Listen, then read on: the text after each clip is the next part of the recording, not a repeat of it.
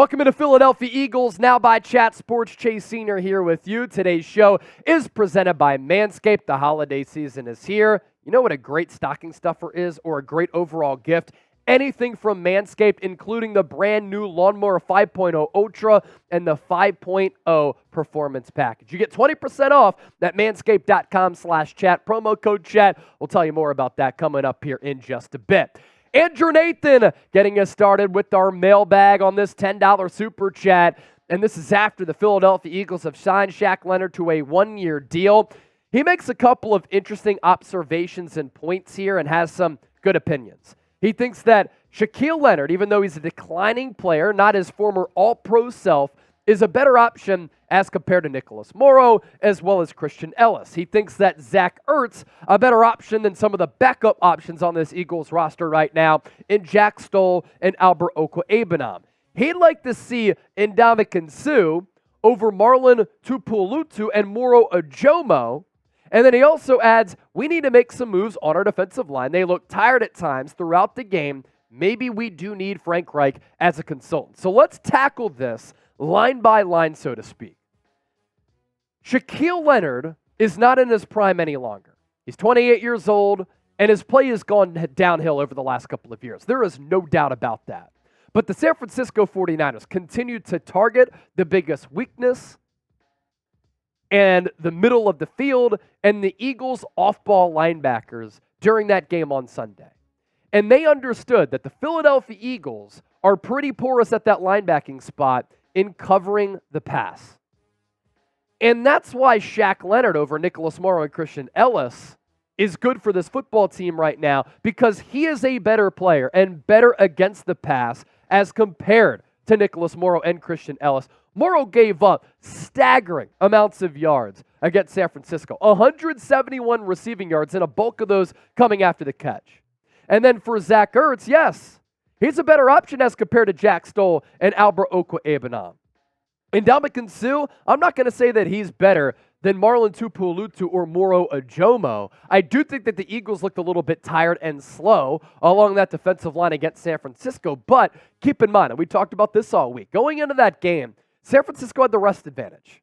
They played on Thursday, Thanksgiving. That's a week and a half, a mini bye to get ready. Whereas the Eagles went on the road against KC, emotional game in the rain, back home against Buffalo, played in overtime, and then had to take on the San Francisco 49ers. So the Niners won in the physicality department.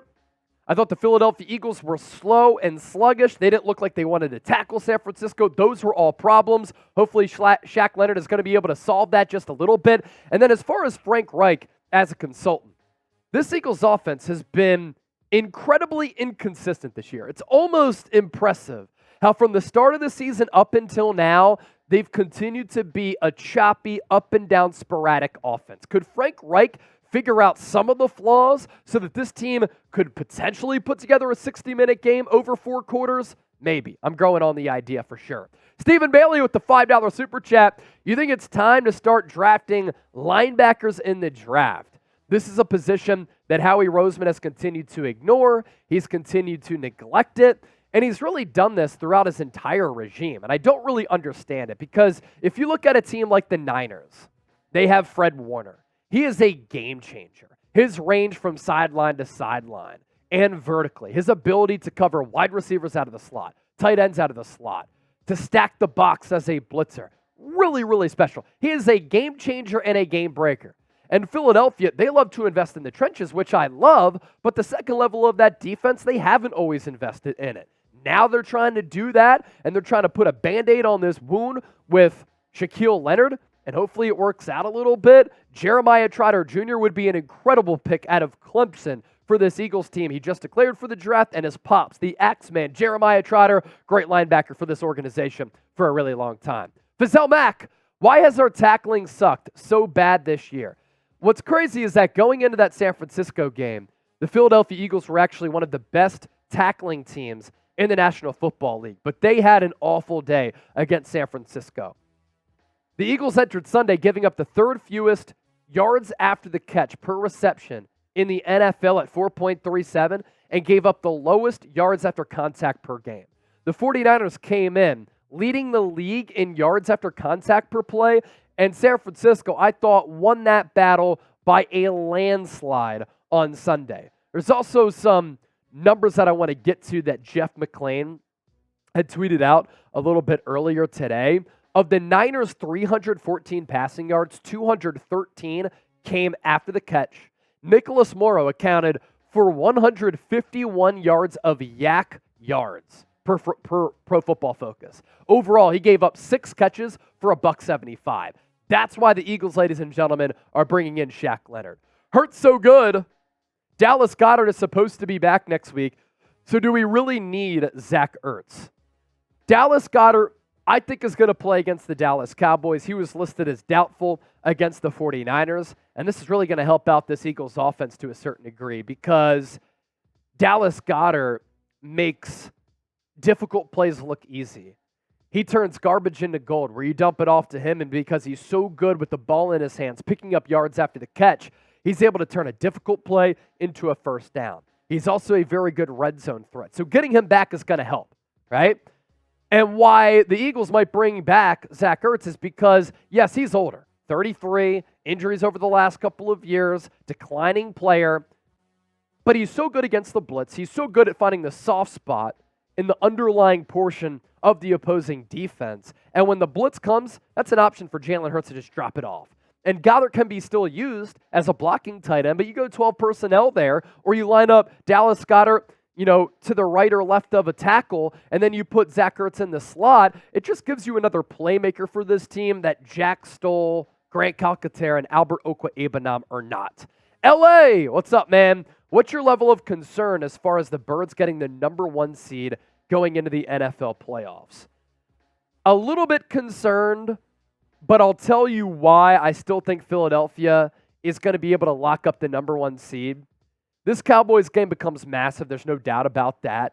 But the Eagles' remaining schedule, with the 1-game lead on Dallas, Cowboys, Seahawks, Giants, Cardinals, Giants.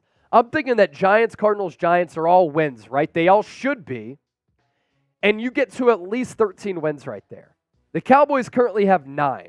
Their remaining schedule, very tough. Eagles, Bills, Dolphins, Lions, and Commanders. Eagles, Bills, Dolphins, and Lions all fighting for playoff spots, all fighting for playoff seeding, and Dallas always chokes in December. So you're thinking that Dallas is going to drop a game or two down the stretch, and that's going to allow Philadelphia to still get that number 1 seed, but you, of course, have to look out for the 49ers to claim that top spot as well. Do you still have confidence in the Eagles to win the NFC? Let's ask you that. Y for yes or N for no? I still have confidence in this team. I thought it was one bad day against San Francisco. On our Monday show, I broke down why you should not be concerned about Philadelphia. Go check that video out because I outlined why there are reasons to be optimistic still about this football team. Today's show is presented by Manscaped. You get 20% off and free shipping at manscaped.com/chat. Promo code chat. Ho, ho, ho, gentlemen. Get ready to jingle and deck your balls this holiday with the help from our friends over at Manscaped. The leaders in below-the-waist grooming have just launched their Performance Package 5.0 Ultra, but as I like to call it, the small gift for your big package, featuring Santa's number 1 helper, the Lawnmower 5.0. Manscaped can guarantee you'll be stuffing more than just your stockings this season and let your ornaments shine. And in the process, get 20% off and free shipping at manscaped.com using that code CHAT. The Performance Package 5.0 Ultra is the one-stop shop for holiday gifting perfection. It includes a trimmer as precise as Santa coming down the chimney. The Lawnmower 5.0 Ultra brings 2 next-gen blade heads, perfect for sculpting your holiday dew, from taming the chestnuts to grooming the tree.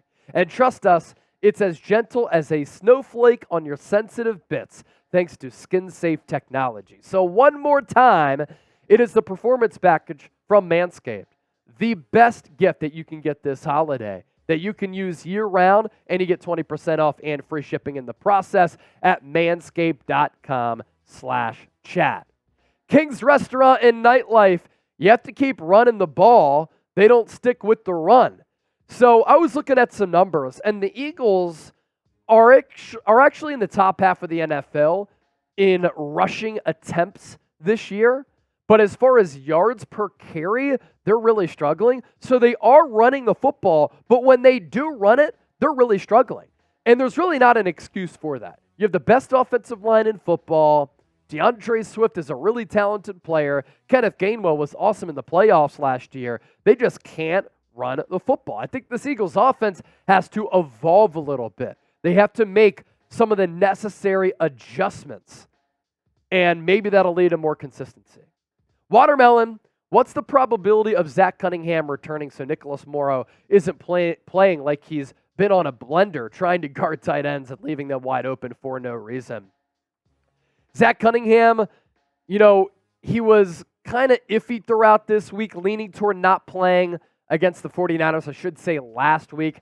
Against Dallas, I would say that his condition is going to improve, but we're going to certainly hear more about this the rest of the week.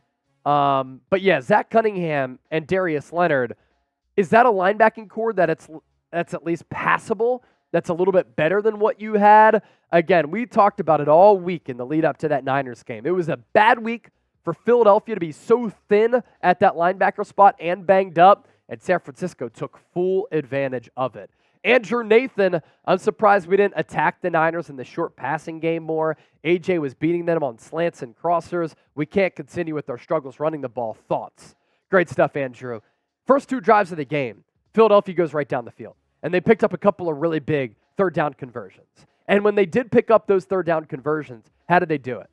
Some of the slants, some of the routes over the middle from Jalen Hurts to A.J. Brown. Jalen Hurts was so precise early in that game. He looked so crisp and sharp. He was so accurate, fitting balls into tight windows. But this is what really changed the game, is that Philadelphia marches right down the field. First two drives, they settle for 2 field goals. So that makes what could have been a 10-0 game, a 14-0 game, 6-0, and then San Francisco from that point just dominated the rest of the game. You got to find a way to capitalize in the red zone, especially against a really good team like San Francisco, and capitalize on those opportunities. Eagles didn't do that. They left the door open, and San Francisco did what a really good team does. They took advantage. DeBrickashaw, how do you feel about our defense against Dak? Worried about it. The Dallas Cowboys have won, I think, 11 straight games at AT&T Stadium. Either way, they're on this crazy winning streak. We'll do a preview for that game coming up later this week, so I'll try to hone in on the specific numbers. But the Cowboys, nonetheless, have been playing great ball at home. Dak Prescott and CD Lamb, that connection's been working. It's been humming. It's been clicking. They've targeted the middle area of the field from Dak to CD, right down the numbers, right down the seam. That's where Philadelphia is really struggling right now. And if this Eagles defense is not getting home with their pass rush, that secondary has been a little bit weak. That secondary has been a little bit spotty. No doubt an issue. And against this Dallas team that's been playing very well offensively as far as yards and points and Dak's previous success against the Eagles, you can count me concerned for sure, especially coming off that Niners loss. David Marcella, F Dallas, Brian Johnson and Sean Desai need to be fired. They're not good coaches. That was an embarrassment. There's no doubt that that game was an embarrassment. I will say this year that Sean Desai has made some really good in-game adjustments. Sometimes does it just come down to him not having the necessary personnel for his team to perform? What's he supposed to do at linebacker?